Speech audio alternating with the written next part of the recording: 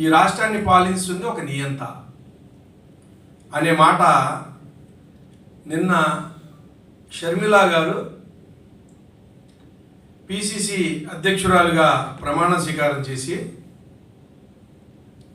ఈ రాష్ట్ర ముఖ్యమంత్రి మీద ఆమె కొన్ని ప్రశ్నల్ని సంధించారు. షర్మిల గారు ఈ రాష్ట్ర ముఖ్యమంత్రికి ఏమవుతారు? స్వయాన తోడబుట్టిన చెల్లి. తోడబుట్టిన చెల్లె ఈ రాష్ట్ర ముఖ్యమంత్రి ఒక నియంత, ఈ రాష్ట్రంలో ప్రజాస్వామ్యం లేదు, ఈ రాష్ట్రం సర్వనాశనం చేసేశారు, ఈ రాష్ట్రంలో అభివృద్ధి లేదు, ఈ రాష్ట్రంలో ఉద్యోగాలు లేవు అని సొంత చెల్లె రోడ్డు మీదకి వచ్చి వాళ్ళు చెప్తుంటే దీనికి వైసీపీ వాళ్ళు, వైసీపీ సానుభూతి పరులు ఏం సమాధానం చెప్తారు? అయితే గడిచిన 57 నెలల నుంచి జగన్మోహన్ రెడ్డి యొక్క పాలన మీద తెలుగుదేశం నాయకత్వం మాది, మా అగ్ర నాయకులైన నారా చంద్రబాబు నాయుడు గారి కాడి నుంచి, నారా లోకేష్ గారి కాడి నుంచి కింద స్థాయి గ్రామాల్లో ఉన్న నాయకుల వరకు ఆయన చేస్తున్న వికృత చేష్టలు, ఆయన ఈ రాష్ట్రాన్ని ఏ విధంగా సర్వనాశనం చేస్తున్నాడు, ఏ విధంగా అవినీతికి నిరోధుడు అనేది మేము 57 నెలలుగా చెప్తున్నాం. అయితే షర్మిల గారు నిన్న వచ్చారు. వారు సంధించిన ప్రశ్నల్లో మాకు కొన్ని అనుమానాలు. వారు మాట్లాడిన విధానం రాజకీయ కోణమా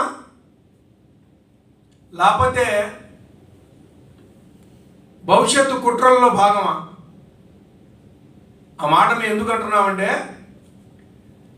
57 నెలలుగా షర్మిల గారికి ఆంధ్రప్రదేశ్ గుర్తుకు రాలా. ఏమనంటే ఇది మా పుట్టినిల్లు అంటారు, తెలంగాణ మా మెట్టినిల్లు అంటారు. ఏ మనిషికైనా సరే, మానవత్వం ఉన్న ఏ మనిషి అయినా సరే, ప్రపంచంలో మానవాళికి ఏమైనా ఇబ్బంది జరిగితే అయ్యో పాపం అంటాం, లేకపోతే మన స్థాయి తగ్గట్టు ఎక్కడన్నా మనం దాన్ని స్పందిస్తాం. ఆమె గడిచిన 57 నెలల్లో ఈ జగన్మోహన్ రెడ్డి ప్రభుత్వం అమరావతిని నాశనం చేశాడు, ఆమె ఒప్పుకుంది. పోలవరాన్ని నాశనం చేశాడు, ఆమె ఒప్పుకుంది. ఉత్తరాంధ్రని సర్వనాశనం చేశాడు, ఆమె ఒప్పుకుంది. యువతకు ఉద్యోగాలు లేవు, ఆమె ఒప్పుకుంది. ఈ రాష్ట్రానికి పెట్టుబడి లేవు, ఆమె ఒప్పుకుంది.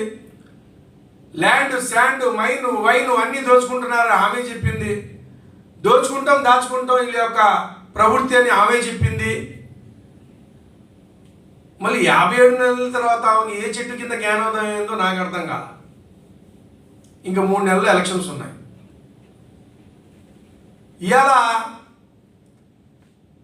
మత సామరస్యం గురించి మాట్లాడతారు. ఈ దేశంలో అన్ని మతాలకి సమానంగా చూసే ఏకైక నాయకుడు, ఏకైక పార్టీ తెలుగుదేశం పార్టీ, నారా చంద్రబాబు నాయుడు గారు. గతంలో స్వర్గీయ ఎన్టీ రామారావు గారు. అటు ముస్లిమ్స్ కానీ, క్రిస్టియన్స్ కానీ, హిందూస్ కానీ తెలుగుదేశం పాలనలో ఎక్కడ ఎవరికి ఏమి ఇబ్బంది లేకుండా ఎవరి కార్యకలాపాలు, ఎవరి జీవితాలైనా సరే సక్రమంగా వెళ్ళిపోయేది. నిన్న మాట్లాడుతూ జగన్మోహన్ రెడ్డి గారు క్రైస్తవుడై మణిపూర్లో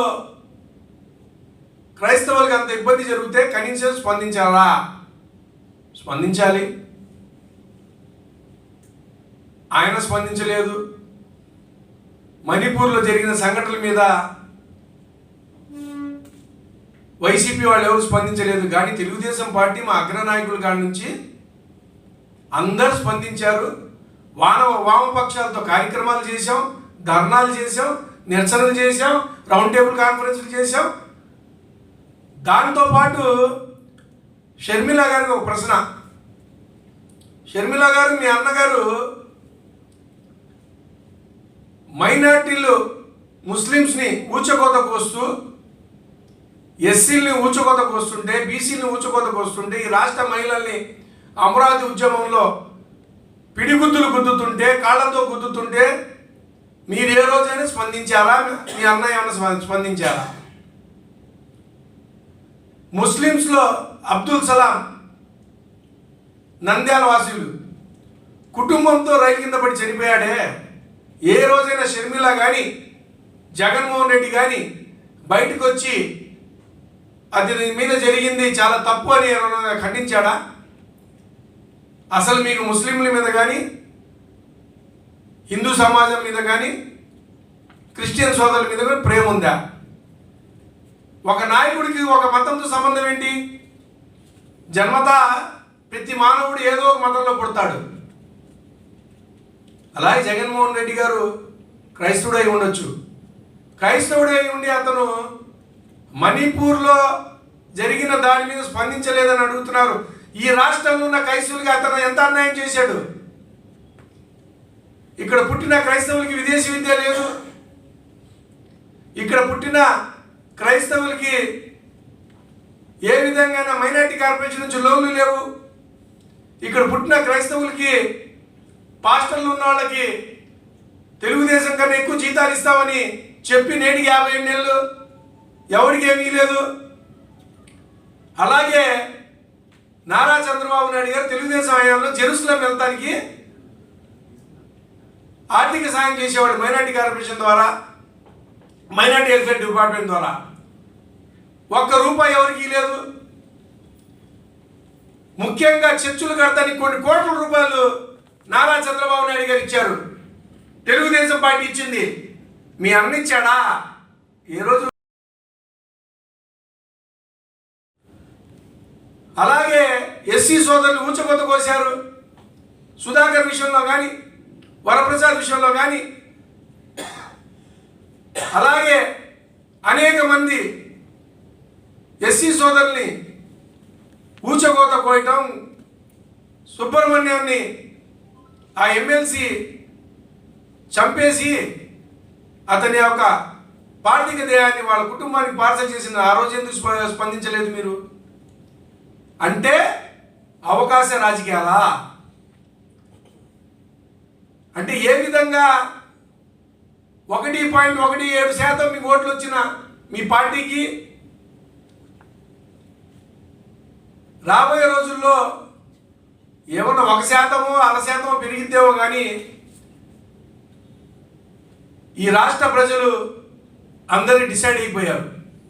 5,60,00,000 మంది మీరు ఎన్ని కుట్రలతో రాజకీయాలు చేసినా, ఎన్ని వ్యూహాలతో ముందుకు వచ్చినా నిజంగా మీకు మనస్పర్ధలు ఉన్నాయా? లేకపోతే లోపాయకాయ ఒప్పందాలు ఉన్నాయా? ఆ జీసస్కి ఎరికే. ప్రజల్ని మోసం చేస్తూనే ఉన్నారు మీరు. ఇంకా మోసం చేయొద్దండి. ఇవాళ ఈ రాష్ట్ర ప్రజలు అన్ని వర్గాల వాళ్ళు నిర్ణయించుకున్నారు తెలుగుదేశం జనసేన ఓటు వేయాలని. ఈ రాష్ట్రం బాగుపడాలంటే నారా చంద్రబాబు నాయుడు గారు ముఖ్యమంత్రి అవ్వాలి. ఈ రాష్ట్రంలో నిరుద్యోగులకి ఉద్యోగాలు రావాలంటే నారా చంద్రబాబు నాయుడు గారు ముఖ్యమంత్రి అవ్వాలి. ఈ రాష్ట్రానికి పెట్టుబడులు రావాలంటే నారా చంద్రబాబు నాయుడు గారు ముఖ్యమంత్రి అవ్వాలి. ఈ రాష్ట్రంలో అన్ని వర్గాలు ఎస్సీలు, బీసీలు, ఎస్టీలు, మైనార్టీలు బాగుపడాలంటే నారా చంద్రబాబు నాయుడు గారు ముఖ్యమంత్రి అవ్వాలి. మీరు ఏ మత సామరస్యం గురించి చెప్తున్నారు? ఉమ్మడి రాష్ట్రంలో హైదరాబాద్లో మత కళాలు కాంగ్రెస్ ప్రభుత్వంలో జరిగినాయి. ఇన్నిసార్లు తెలుగుదేశం ప్రభుత్వం వచ్చింది. ఎక్కడైనా చిన్న మత కళాలు జరిగినాయా? ఆ మత కళాలు జరిగినప్పుడు మీ నాన్నగారు ముఖ్యమైన నాయకుడిగా లేడా కాంగ్రెస్లో? ఆ తర్వాత మీ అన్న 2019 ముఖ్యమంత్రి నేటి వరకు ముస్లిమ్స్ల మీద కానీ, హిందూస్ మీద కానీ, క్రిస్టియన్స్ మీద కానీ ఎన్ని అరాచకాలు వాళ్ళ యొక్క నాయకులు చేస్తుంటే ఏ రోజైనా సరే మీరు నోరిప్పలేదు. ఇవాళ వచ్చి 4 మాటలు చెప్తే చెల్లిపోయిద్దేమో. మీ అందరికీ ఒకటే అదృష్టం, రాజశేఖర రెడ్డి గారి బిడ్డలు అవటం మీ ఇద్దరు. జగన్మోహన్ రెడ్డి అయినా సరే, షర్మిల గారైనా సరే ఒకటే గుర్తుపెట్టుకోవాలి. ఈ రాష్ట్రంలో ఆంధ్రప్రదేశ్లో ఉన్న ప్రతి ప్రజలకి ఒక్కొక్క కుటుంబంగా చూసుకునే ఏకైక పార్టీ, ఏకైక నాయకుడు తెలుగుదేశం పార్టీ నారా చంద్రబాబు నాయుడు గారు. మీలాగా మతాల్ని కులాల్ని అడ్డం పెట్టుకోడు ఆయన. మానవత్వాన్ని నమ్ముతాడు అతను.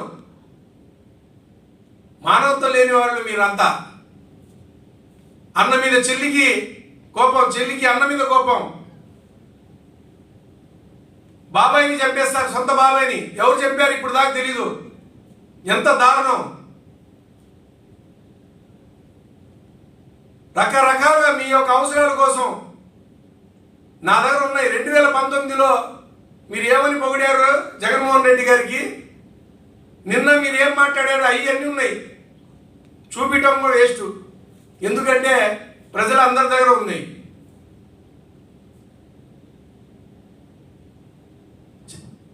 జగన్మోహన్ రెడ్డి గారికి ముఖ్యమంత్రి చేయాలని ఏ విధంగా మీరు తాపత్రపడ్డారో, మీరు విజయమ్మ గారు ఏ విధంగా మీరు మాట ఇచ్చారో జనాలకి, ఏ విధంగా మోసం చేశారో, ఇవాళ వచ్చి మళ్ళీ మోసం చేయడానికి అదే జగన్మోహన్ రెడ్డిని లేకపోతే ప్రతిపక్షాలని ఏదో 4 మాట్లాడేస్తే సరిపోయింది జనాలు విశ్వసిస్తారంటే అది మీ యొక్క అభూత కల్పనే. వాస్తవంగా అటు క్రిస్టియన్స్ గురించి కానీ, ముస్లిమ్స్ గురించి కానీ, హిందూస్ గురించి కానీ సామాజికంగా, ఆర్థికంగా, రాజకీయంగా ఎదగాలని ఆలోచించే నాయకుడు చంద్రబాబు నాయుడు గారి పార్టీ తెలుగుదేశం పార్టీ. చివరిగా నేను ఒకటే చెప్తున్నా, సరే మీరు ఒక పార్టీకి అధ్యక్షురాలు అయ్యారు, కేవలం మాటలలో కాలాన్ని వృధా చేయకుండా మీ అన్న చేసిన అరాచకాలు ఇంకెన్నో ఉన్నాయి. విశాఖపట్నంలో ఉన్నారని విన్నాను. వెళ్ళి చూడండి ప్రకృతిని ఏ విధంగా ధ్వంసం చేసి నాశనం చేసి దోచుకుంటున్నారో. వెళ్ళి స్పందించి మీరు నిలదీయండి, చెప్పండి అవును ఇది కరెక్టే, తెలుగుదేశం పార్టీ వాళ్ళు పోరాడుతుంది వాస్తవం. మీ పార్టీ స్టాండ్ కూడా మీరు చెప్పండి. 57 నెలలుగా పేద ప్రజల కోసం, బడుగు బలహీన వర్గాల కోసం పోరాడుతున్న పార్టీ ఈ రాష్ట్రం కోసం తెలుగుదేశం పార్టీ అని తెలియజేసుకుంటూ, జనాలకి మీరేదో కన్ఫ్యూజ్ చేద్దాం అనుకుంటే జనాలు మిమ్మల్ని కన్ఫ్యూజ్ చేసేస్తారు. అన్నా చెల్లెల్ని డోంట్ వరీ. 2024 ఏప్రిల్ తర్వాత మీరు రిటర్న్ బ్యాక్ టు హైదరాబాద్. అలాగే జగన్మోహన్ రెడ్డి గారు కూడా return back to Hyderabad lotus pond లేకపోతే బెంగళూరులో ఉన్న ఆయన బంగ్లాకని తెలియజేసుకుంటూ bye bye Jaganmohan Reddy, save Andhra Pradesh. అందరికీ నమస్కారం. అస్సలాము అలైకుం.